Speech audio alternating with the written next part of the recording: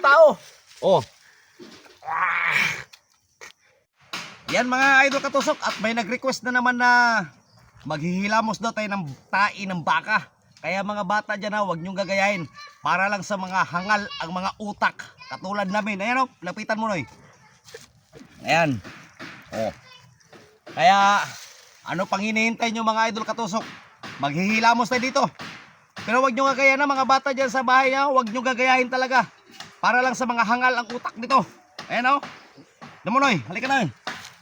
Ayan Ayan mga idol Ayan mga idol, tignan mo mga idol No. maghilamos tayo. Lapit para makita ng mga tao.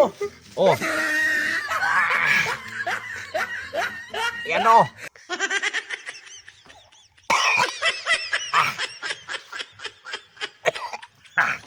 Ayan.